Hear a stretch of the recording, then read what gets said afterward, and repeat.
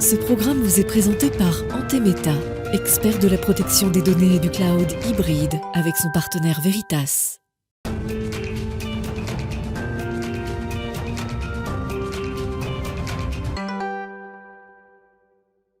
Bonjour et bienvenue à tous dans Smart Tech. Alors si l'on considère que les outils numériques peuvent être d'un réel secours dans le monde hospitalier, encore faut-il qu'ils soient faciles à appréhender. C'est l'objectif du no-code et ce sera le sujet de notre interview ce matin avec Cédric Giorgi, directeur général adjoint de Caduceo, dans quelques instants. Et puis à la une de cette émission, on part en marge du Festival de Cannes avec ces questions qui se posent sur la modernisation du financement et de la diffusion des œuvres cinématographiques. On aura deux experts en plateau qui viendront nous parler d'innovation. Et puis on retrouvera notre rendez-vous avec les cryptos. C'est le moment où on décrypte justement ce qui se passe dans ce secteur et on reviendra sur cette affaire Terra, l'effondrement de ce système. Quelle suite en France et en Europe? Mais tout de suite, donc c'est l'interview, on va parler des apports de l'IA et du no-code dans le milieu hospitalier.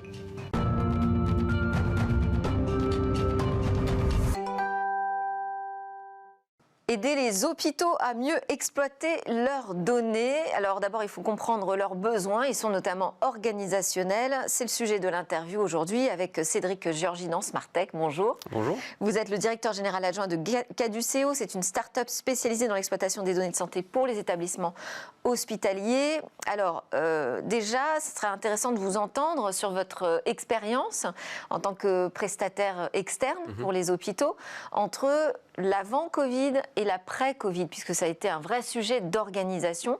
Est-ce qu'il y a eu une maturité qui a été gagnée sur la manière d'exploiter les données pour mieux s'organiser à l'hôpital? Oui, clairement, il y a un avant et un après, après Covid. Donc Caduceo existe depuis 2014. On accompagne les établissements effectivement à utiliser les données sur la partie organisationnelle. C'est vrai qu'on va penser IA et machine learning très vite. C'est vrai qu'on parle souvent de l'IA pour prédire des maladies, alors faire le travail finalement du praticien en amont. Alors qu'il y a de grands besoins organisationnels et ça a été montré pendant la crise Covid, notamment sur la première vague. Donc si vous voulez, nous ce qu'on a fait, c'est on a vu que tout était à l'arrêt. On avait deux choix. Soit nous aussi, on se mettait à l'arrêt puisque nos interlocuteurs étaient indisponibles. Soit on essayait de regarder comment aider. C'est ce qu'on a fait avec une douzaine d'établissements. On leur a en fait produit un tableau de bord à la fois rétrospectif mais aussi prédictif à leur échelle. Ce tableau de bord, on l'a fait. Ça a servi notamment pour mieux anticiper les flux, déprogrammer en fait des soins, mais de façon la plus fine possible pour ouvrir notamment une nouvelle unité au bon moment. Vous voyez, et ils n'étaient pas outillés pour avoir cette anticipation ou comprendre d'où venaient les patients avec une carte et travailler notamment avec les autorités pour... Et ce sont quoi, tous les hôpitaux de la PHP qui s'en sont servis? Non, pas du tout. C'était des hôpitaux de notre réseau historique, donc une cinquantaine d'établissements de différentes tailles. Donc on a notamment le CHI de Créteil qu'on accompagnait. Et si vous voulez, quand on a créé cette application, en sortie, on s'est dit mais on n'aurait pas dû la créer nous-mêmes. Ils auraient dû pouvoir la créer de façon complètement autonome, puisque c'était très itératif, rajouter un indicateur, rajouter une petite prédiction, et une prédiction qu'il faut bien comprendre qui était au niveau local. On a beaucoup entendu parler de modèles épidémiologiques à l'échelle nationale, sauf que sur l'organisationnel, il faut faire apprendre en local. Pour voir comment, notamment, cette vague, établissement par établissement, a fonctionné. Et c'est de ce constat-là qu'on a démarré. Et évidemment, on n'a pas sous la main, dans les hôpitaux, des data scientists ou des spécialistes du code qui vont pouvoir programmer ce type d'outils. Donc, d'où l'idée de la naissance d'une plateforme no-code, c'est-à-dire vous fournissez en fait une brique technologique clé en main. Le no-code, en fait, en quelques mots, c'est la capacité à un non informaticien ou programmateur de construire quelque chose, mais juste avec des éléments, du clic, du drag and drop. Et sur la partie machine learning, c'est une capacité à construire un modèle. On fournit en fait des templates, c'est-à-dire des formats préconfigurés qui vont donner la forme en fait du modèle, mais c'est vraiment sur les bases de l'établissement. Et concrètement, qui à l'hôpital est capable de manier ces outils, quand bien même il s'agit de no-code? Alors clairement, pas tout le monde. Il faut avoir un intérêt pour l'organisationnel et le fonctionnement. Vous allez avoir des chefs de pôle et des chefs de service qui, pour bien comprendre le fonctionnement hospitalier, ce sont des médecins, des praticiens, mais qui ont un objectif de management et d'organisationnel. Et ils vont pouvoir déjà mieux comprendre leur activité et mieux anticiper à l'échelle de leur service leur activité. Vous allez aussi avoir des chefs de projet au sein des DSI. Les DSI, comme vous l'avez très bien dit, vous le couvrez, la guerre des talents dans la tech touche tout le monde. Un établissement, même un établissement qui a très belle renommée, va avoir du mal à recruter des développeurs et encore plus des data scientists. Et donc là, on leur permet de donner des moyens à leurs chefs de projet donc pour construire il n'y a pas du tout besoin de changer les profils qui sont déjà en poste dans les hôpitaux. Alors, il y a besoin d'éduquer de façon très large aux apports donc c'est de l'acculturation, c'est de l'évangélisation, comme on peut dire, sur les apports de la donnée. Ça, très clairement, trop peu encore voient l'importance de la donnée pour voir un peu plus ce qui va arriver et fonctionner avec ce côté voir devant plutôt que juste regarder derrière. Alors, il faut les données de derrière pour anticiper, prédire, exactement. Mais c'est vrai que cette mentalité-là, vous avez reçu Stéphane Pardou sur ce même plateau au sein de la NAP. Donc il y a quelques voix qui commencent à dire, regardez, ce serait bien d'aller sur un peu plus sur du oui, alors c'est vrai que Stéphane Pardou est venu donc, de l'Agence nationale d'appui à la performance des établissements de santé et médico-sociaux pour lancer un appel à utiliser davantage l'IA, la data, la donnée dans les établissements de santé pour gagner en performance sur les organisations. Donc vous répondez à cet appel. La question du no-code, c'est-à-dire que vous fournissez une brique technologique déjà prête à l'emploi, c'est du prêt-à-porter pour le code. Est-ce que ça ne pose pas un problème en matière de souveraineté, ça ? Alors au contraire non, puisque le modèle de déploiement de notre solution est à la fois sur du cloud HDS évidemment, mais aussi il nous est beaucoup demandé de faire du on-premise, c'est-à-dire sur l'infrastructure. HDS, c'est-à-dire que vous assurez la sécurité des données voilà, de santé. C'est ce qu'il faut valider et des hébergeurs. C'était tout le sujet notamment du HDH, parce qu'il faut faire du HDS français aussi, ce qui est demandé, mais beaucoup d'établissements ne veulent même pas que ce soit sur du cloud, ils veulent que ce soit sur leur infrastructure. Ouais. C'est-à-dire qu'il faut déployer notre solution sur leur système d'information aussi, puisque on a pour objectif de se connecter en fait au système d'information hospitalier, puisqu'il faut bien voir comme ce qu'on construit comme un moteur, mais qu'une fois que vous avez construit votre scénario d'utilisation, par exemple une prédiction de durée d'hospitalisation non programmée, c'est-à-dire en sortie des urgences, cette prédiction va s'appliquer à chaque nouveau patient pour aider, en l'occurrence le praticien, à avoir une information plus fine de combien de temps il va occuper de lit, ce patient. Mais c'est en tâche de fond. Et en fait, l'information, elle doit revenir là où est l'écran du praticien. On a un objectif qui est de ne pas rajouter un écran. En fait, ça, les praticiens et les professionnels en ont marre du multi-écran. Donc, l'idée, c'est que ça, voilà, on crée une couche de fond et on s'interopère, qui est un mot aussi clé. Est-ce que un des freins, parce que vous parliez du frein d'acculturation, c'est-à-dire prendre conscience de l'importance, de l'intérêt d'utiliser les données, est-ce qu'un autre frein, c'est la peur de tomber dans une médecine justement de la statistique, de la donnée et de perdre ce caractère humain finalement de l'accueil à l'hôpital, du soin, du temps qu'on passe avec un patient qui n'est pas forcément prédictif prévisible, pardon. Grande question, mais on a souvent peur de quelque chose qu'on ne connaît pas. Nous, ce qu'on souhaite, c'est montrer plus facilement les usages de la donnée. Quand vous avez des praticiens, les praticiens et les secrétaires médicaux et tout le corps médical, on leur demande de rentrer ces données, mais très souvent, ils n'en voient pas la valeur. Ouais. En fait, c'est une charge supplémentaire. C'est une charge de faire cette saisie de la donnée. On leur demande en fait qu'elle soit de qualité, puisqu'il y a un vrai sujet sur la qualité de la donnée quand même au sein des établissements. Mais plus vous rapprochez l'utilisation de cette donnée du moment de sa saisie, plus vous lui donnez du sens et vous, alors c'est peut-être pas le bon mot, mais je vais y aller quand même, vous dédiabolisez cette fameuse IA et ce machine learning pour rapprocher les usages issus de cette donnée du moment de la saisie. Merci beaucoup Cédric Georgie. J'espère que vous arriverez à convaincre nombre d'établissements. Vous êtes directeur général adjoint de Caduceo. À suivre dans Smart Tech, c'est notre talk. On va parler du Festival de Cannes, mais du côté du financement et de l'innovation pour le cinéma.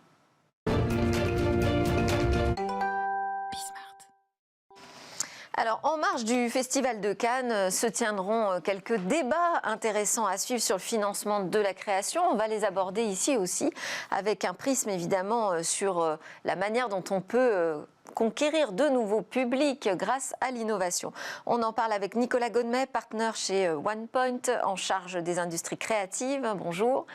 Et Fabien Berger, directeur général de la diversité du cinéma français, qui est une toute nouvelle société qui donc veut soutenir les œuvres audiovisuelles françaises en finançant leur développement grâce à une nouvelle crypto-monnaie. Vous allez nous expliquer ça. C'est un projet qui est soutenu par le réalisateur Claude Lelouch et cofondé par sa fille Sarah. Merci d'être avec nous, bonjour. On a ces plateformes de streaming qui, depuis quelques années déjà, viennent bousculer ce modèle de financement du cinéma en France. On s'aperçoit désormais que ça a un impact réel sur la fréquentation des salles, puisqu'on a une étude de l'IFOP commandée par l'Association française des cinémas d'art et d'essai qui l'atteste désormais. On a une chute de 29% des personnes interrogées qui déclarent aller moins souvent au cinéma parce qu'elles ont désormais un abonnement à une offre de vidéo à la demande. Donc c'est pas rien. 12% disent ne plus y aller, même du tout. On a aussi les films sur Netflix typiquement, qui ne sortent jamais en salle. Et or, la salle, c'est un des moyens de financer le cinéma français. On a aussi cette problématique de chronologie des médias que les nouvelles plateformes du numérique n'apprécient pas tellement. Et donc, Red Hastings avait demandé déjà en 2017 au gouvernement de se saisir de cette question et de moderniser le financement et la diffusion des œuvres. Nicolas Godmet, vu que vous êtes dans le conseil, vous connaissez bien cette industrie créative. Est-ce que vous avez vu depuis 2017 des choses se passer dans ce financement du cinéma ou dans la manière de le diffuser ? Alors, il y a énormément de choses qui se sont passées. Dans les usages, vous l'avez évoqué, avec de plus en plus de gens qui s'abonnent aux plateformes et qui, pour certains, vont moins en salle.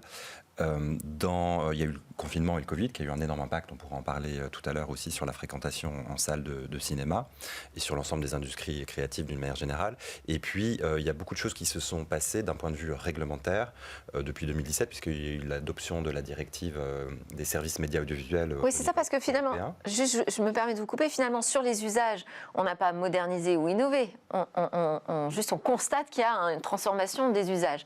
En revanche, il s'est passé des choses du côté de la régulation. Quand même. Oui, tout à fait. Donc, au niveau européen, il y a une directive qui s'appelle SMA, donc Services médias audiovisuels, qui permet aux États membres d'imposer des contraintes de financement aux plateformes qui diffusent dans les États membres, en l'occurrence Netflix, Disney+, etc. etc.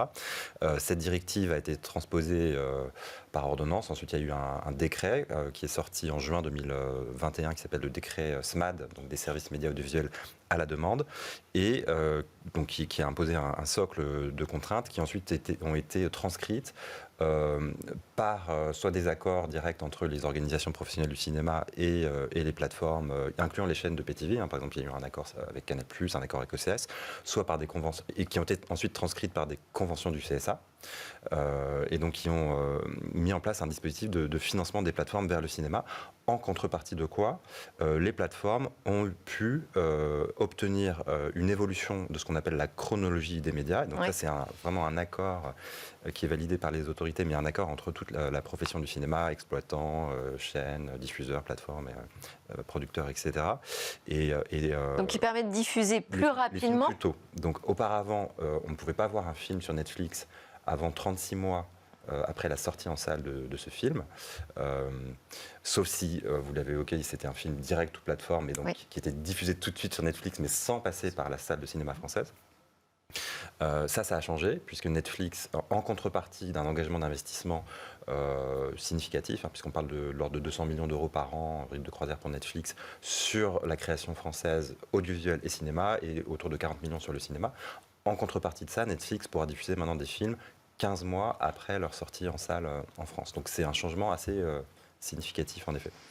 Mais ce sont des réactions, pour l'instant, quand même défensives, je dirais, plus qu'offensives. Alors là, on a une initiative qui donne un ton un peu différent. Alors expliquez-nous ce que vous comptez faire pour le financement du cinéma de différentes qu'on a jusqu'ici expérimentées. Fort de tous ces constats qui viennent d'être évoqués, justement, et depuis ces années, de voir, puis on a quand même une période dans le monde du cinéma et du divertissement avec le confinement qui a qui a rabattu les cartes et on a dû se réinventer vraiment pour avoir la possibilité de complètement se réinventer. Donc c'est pour ça que nous, fort de ces constats, on s'est dit...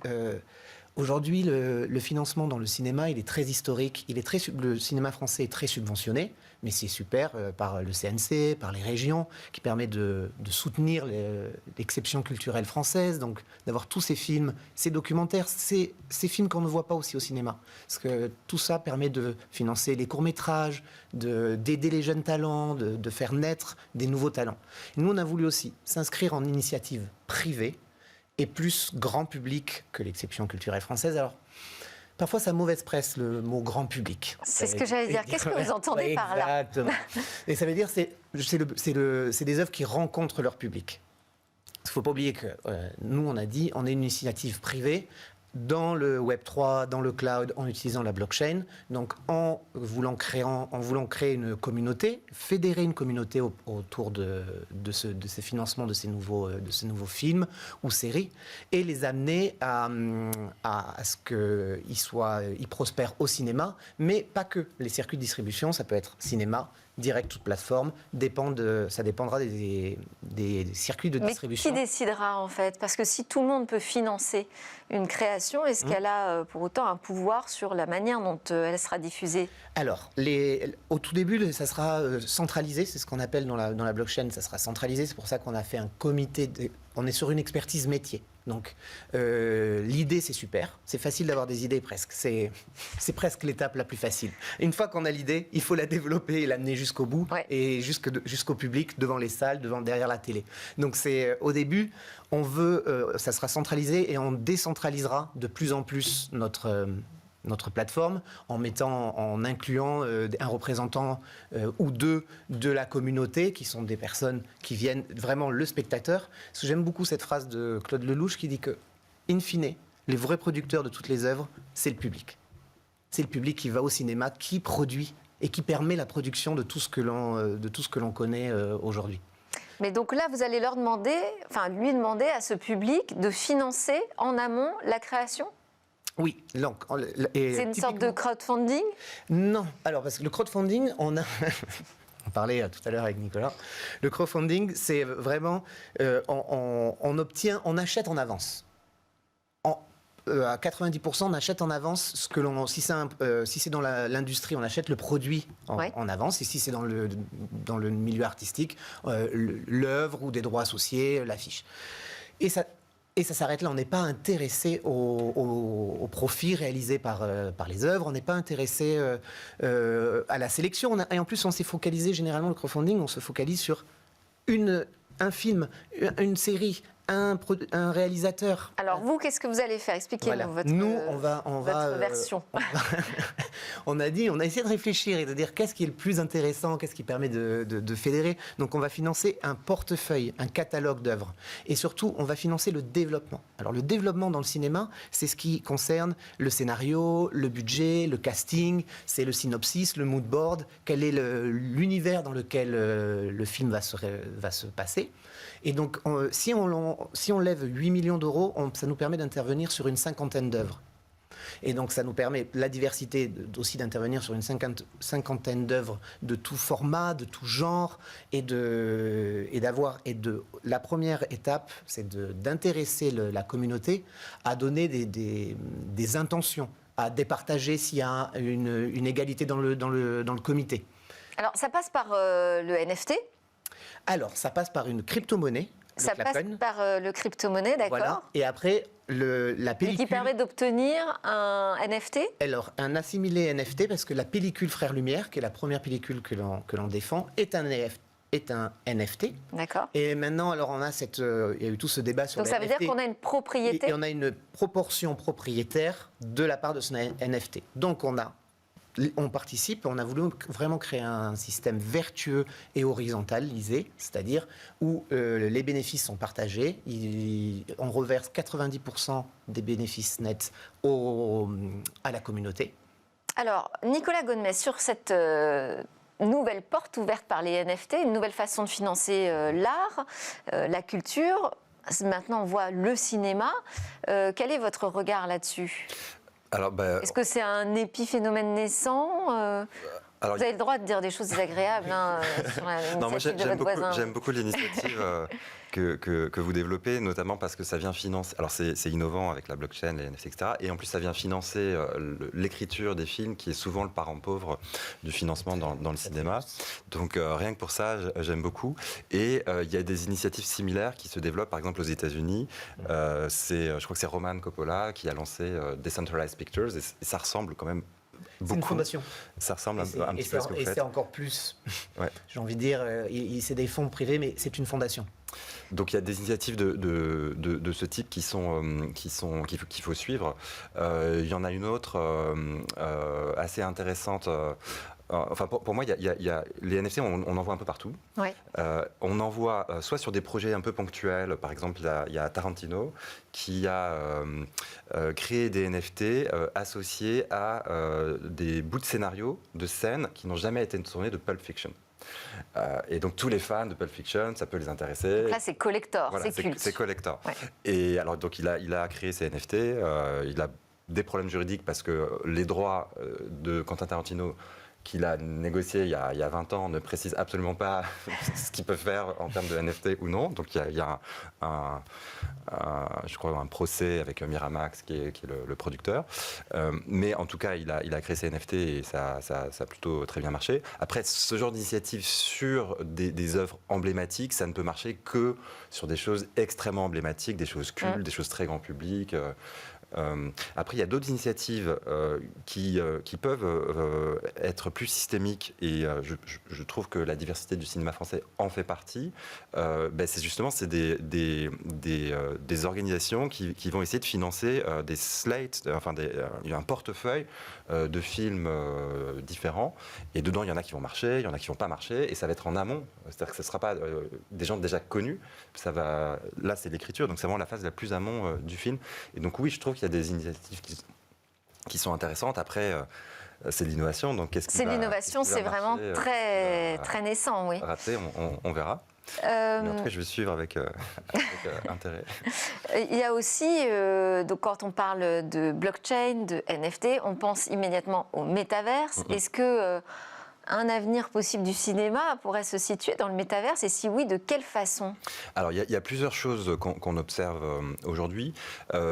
Effectivement, dans le Web3, il y a deux dimensions importantes. Il y a la blockchain, et là, on vient de l'évoquer. Et puis, il y a tout ce qui est permis par ce qu'on appelle le spatial computing, la 3D, la réalité virtuelle, réalité augmentée, etc., qui permet la naissance de métaverses. Alors, il y a ce qu'on appelle les métaverses fermés de type centralisé, de type Fortnite, Roblox. Et donc là, il y a des initiatives très concrètes, puisqu'en ce moment, le Festival de Cannes, via Brut, a développé une expérience dans Fortnite. Oui, on en a parlé hier, on a découvert ça. Avec des quêtes, on peut se mettre dans la peau d'un acteur, d'un réalisateur, etc. Donc, et aussi pour reconquérir une partie du public.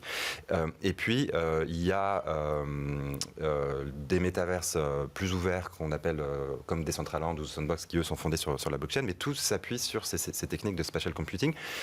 Et ces techniques-là, notamment pour des films qui ont besoin de beaucoup d'effets spéciaux, on observe une convergence.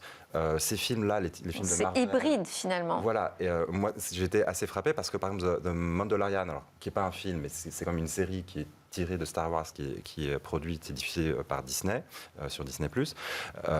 Mandalorian, c'est assez étonnant parce que la pré-production a été faite avec Unreal Engine, qui est le moteur de rendu 3D développé par Epic Games, donc qui est utilisé dans tous les jeux vidéo, notamment dans Fortnite. Et donc, ils ont préparé tous les environnements, tous les décors de Mandalorian, et ensuite, ils les ont diffusés sur une espèce d'énorme écran en demi-cercle de 6 mètres de haut avec LCD, avec une très très bonne définition. Et les acteurs, ensuite, ont joué devant cet écran-là, et donc devant les décors qui ont été fabriqués par un moteur de jeux vidéo. Et au final, quand on regarde la série, ça se voit absolument pas. Et c'est très très très bien fait. Donc il y a une convergence de ce type là qui est en train de se développer autour des technologies. Ça veut dire qu'il va falloir des budgets de plus en plus conséquents, hein, parce qu'on sait que développer un jeu vidéo, ça coûte extrêmement cher. L'image de synthèse, c'est très cher. Oui. Pas pour les films d'auteur, mais en tout cas pour ces films-là, à effets spéciaux, oui. Est-ce que dans votre démarche, vous allez jusque-là, jusqu'à imaginer de vos modes de création, de vos nouveaux modes de diffusion? Est-ce que ça fait partie de la démarche? C'est vraiment intéressant parce qu'on est en train de, pas vous dévoiler le nom de la société, mais on est en train de dealer avec un jeu qui est sorti en début d'année autour des animaux et du métaverse. Je vous en donne beaucoup. Okay. C'est Infinity. Non, je vous en donne beaucoup, mais qui est justement d'intégrer et justement cet Je cherche univers. en même temps, moi. Si vous trouvez, Nicolas, allez-y. Hein. C'est de les intégrer dans cet univers, dans nos futurs films ou séries. Donc c'est tout un univers et il y a des joueurs derrière. C'est plutôt un jeu. Je vous en donne encore plus, encore une info. Tezos, je pense. C'est sur Tezos aussi. Et donc c'est d'intégrer les éleveurs dans les films qu'on développera. Et donc comme c'est de la réalité virtuelle, c'est de créer des ponts entre ce qui est le plus immatériel et ce qui est le plus réel. D'amener l'immatériel au réel et de créer ce bridge et de toujours créer ce lien, je pense, qui permet de pouvoir naviguer entre les différents univers. Pardon, on me parlait en même temps dans l'oreillette. C'est par là, vous pensez que vous pourrez attirer davantage de public dans le financement du cinéma? Ouais. C'est en proposant ce type de création? Je pense que c'est vraiment un win-win et une vision long terme en amenant l'univers des gamers, l'univers tous les univers dans le milieu du cinéma, des séries et de la création. Et là, le démarrage est plutôt positif. J'ai vu 1300 personnes inscrites sur la plateforme en une semaine déjà. Oui, c'était exactement. C'est quel type de profil aujourd'hui, les gens que vous arrivez à attirer sur le financement en crypto-monnaie du cinéma? C'est beaucoup de... C'est des investisseurs déjà habitués au NFT? C'est des investisseurs crypto et du passionné de cinéma. Alors, il y a aussi, on l'a un peu évoqué finalement, l'expérience nouvelle en salle. Parce que s'il s'agit de faire revenir les publics dans les salles, il va falloir créer peut-être autre chose, une nouvelle expérience. Alors, il y a effectivement l'expérience en salle et les multiplex investissent beaucoup pour, par exemple, ce qu'on appelle le 4DS. Donc, c'est des salles qui sont équipées avec des sièges qui vibrent. On peut être un peu arrosé, il peut y avoir de la fumée, il peut y avoir des odeurs, etc. Donc, des expériences extrêmement immersives de salles. De la 4D. Voilà. Donc, il y a ce type d'investissement qui sont... Mais ça, j'ai l'impression que c'est un peu gadget et pas forcément adapté à tous les cinémas. Déjà, ça ne fonctionne que sur certaines œuvres. Ouais. Et puis, effectivement, il faut que d'un point de vue éditorial, ça s'y prête. Il faut qu'il y ait des effets spéciaux. Donc, c'est des œuvres très particulières, très, très grands spectacles. Donc, ça ne concerne absolument pas tout. Mais c'est une façon d'attirer toujours un public un peu jeune. Après, les salles, on voit... Est-ce que vous pensez qu'on va continuer à aller en salle massivement dans les années à venir ? Alors moi, ma conviction, c'est qu'on va probablement vivre une forme de rééquilibrage. On a eu un point haut en 2019 avec une fréquentation qui était à plus de 213 millions, je crois, de spectateurs qui sont venus. Après, il y a eu le confinement en 2020, 2021, etc. 2022, sur les 4 premiers mois, on est à je crois, moins 25, moins 30% de fréquentation par rapport à 2019.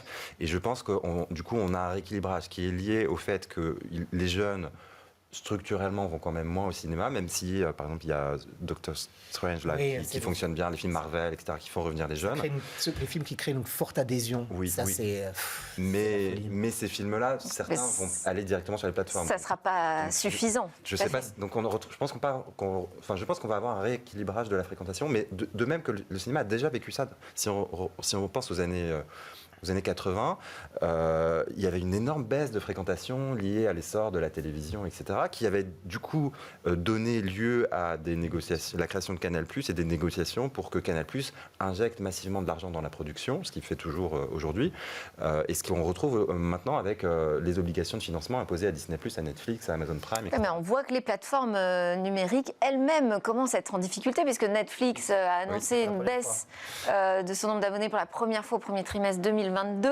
Il y a une concurrence de plus en plus sauvage sur le streaming. Donc il va falloir être encore créatif. Merci beaucoup. On n'a pas le temps d'aller beaucoup plus loin pour aujourd'hui. Mais de toute façon, c'est un sujet qu'on continuera de traiter ensemble. Merci à Nicolas Gaudemet, donc partenaire chez OnePoint, et Fabien Berger, directeur général de la diversité du cinéma français, donc qui nous annonce bientôt un partenariat avec Dogun. Dogami. Ah, Dogami. J'y étais presque. Juste après la pause, on se retrouve pour parler. On va encore parler des crypto-monnaies. Cette fois, on va essayer de comprendre ce qui se passe avec cet effondrement en bourse.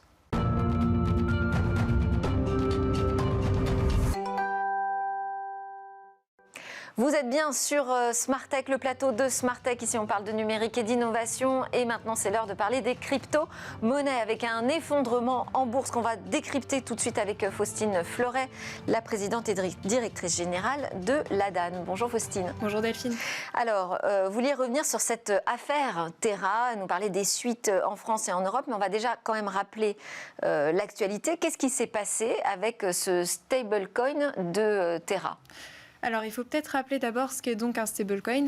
Contrairement à d'autres types de cryptoactifs, ce sont des cryptoactifs qui sont stables et qui ne sont pas volatiles et qui sont censés, et c'est là le problème, ils sont censés être stables, avoir une valeur constante dans le temps, donc en général indexée sur $1 très très souvent, 99% des stablecoins, ou de l'euro ou une autre devise. Le problème qui s'est vu la semaine dernière sur l'UST, qui était un stablecoin indexé sur le dollar, c'est justement il a perdu sa valeur stable de 1 pour 1, donc en représentant une unité, $1. C'est ce qu'on appelle un DPEG. Donc cet UST, en fait, s'est effondré et a perdu sa valeur jusqu'à une poignée de centimes. Et comment c'est possible ? Comment c'est arrivé ?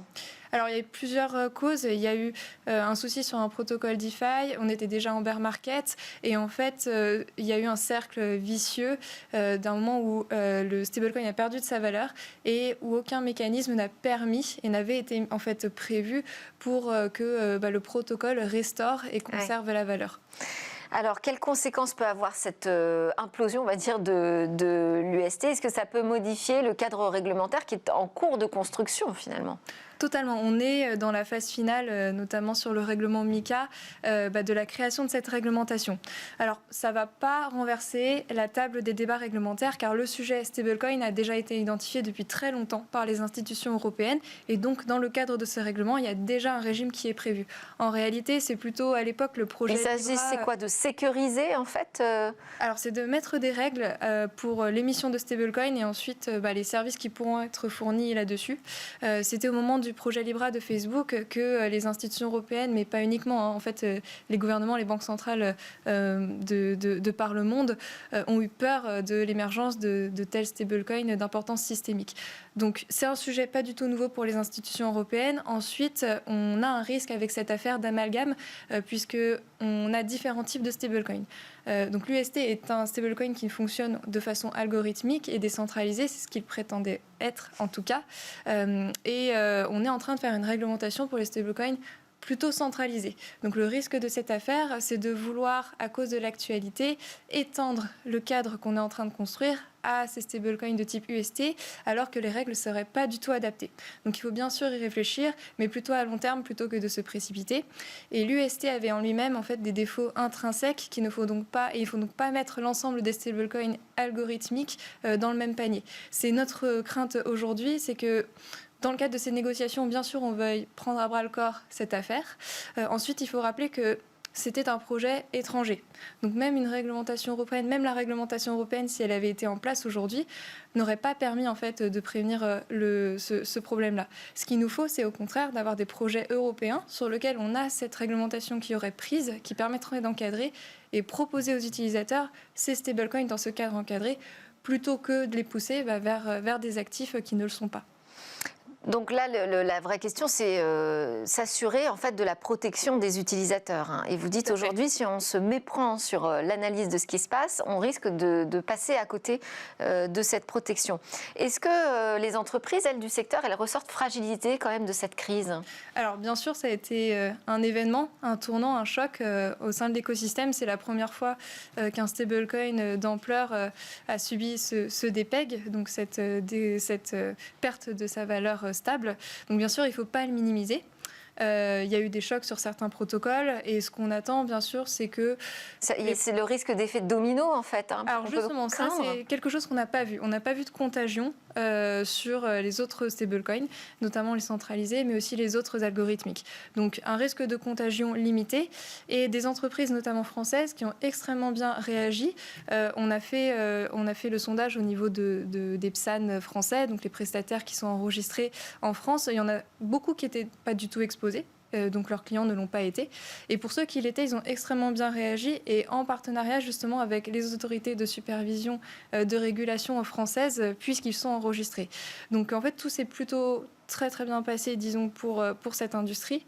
Et on a vu donc très peu finalement d'effets négatifs pour le secteur français. Donc forte médiatisation, panique, menace de krach, mais finalement en France on a plutôt bien résisté, ça reste stable, c'est ce que vous nous dites. Qu'est-ce qu'on peut retenir quand même de cet épisode, de cette tourmente pour les épargnants, mais aussi les politiques à destination des épargnants ?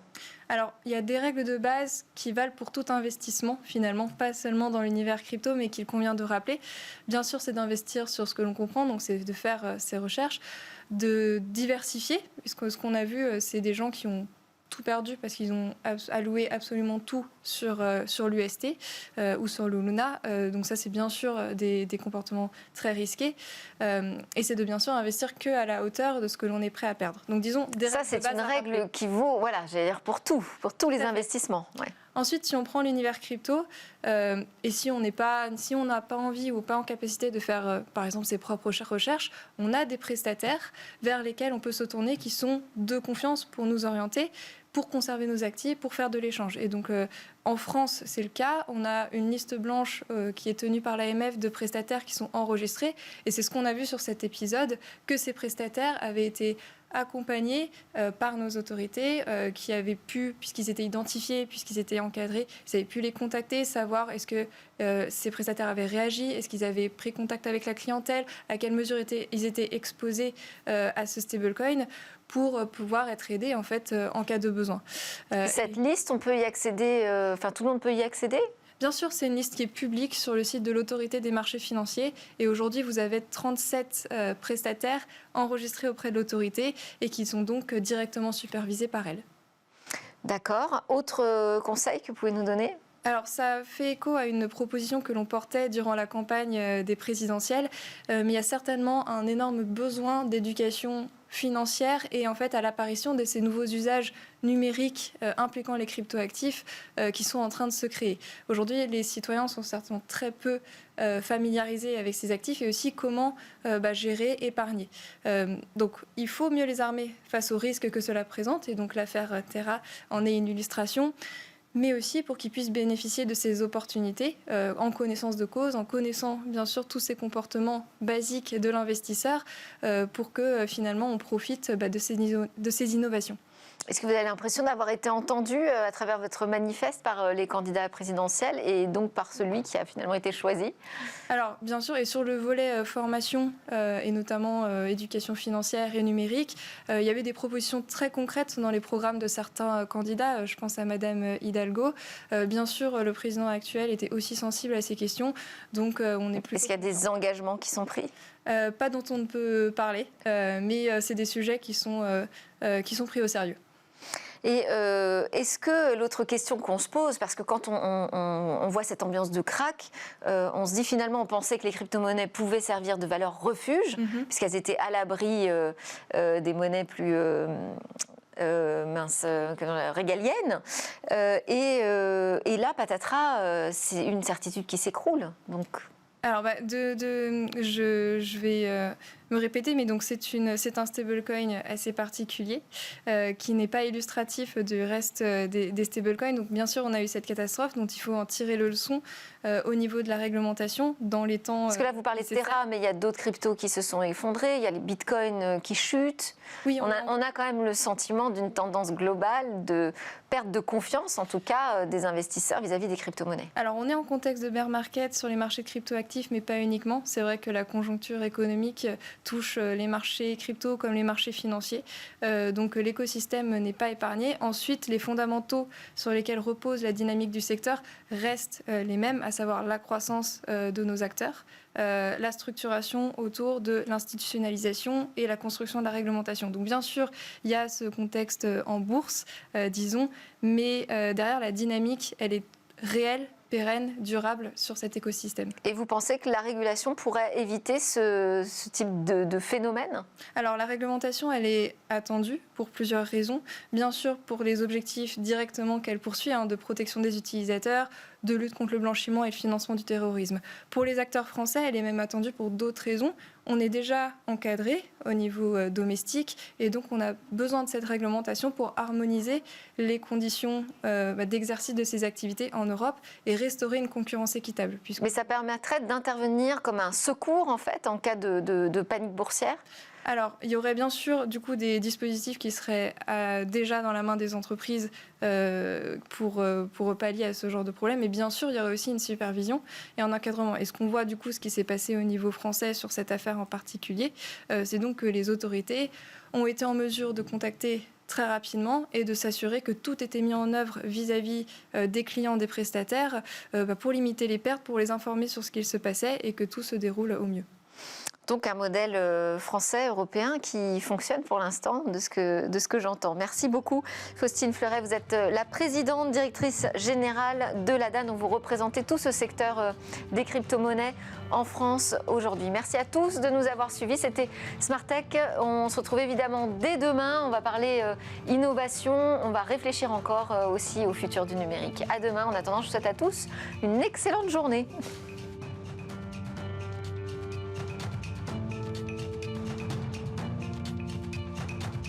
Ce programme vous a été présenté par Antemeta, expert de la protection des données et du cloud hybride avec son partenaire Veritas.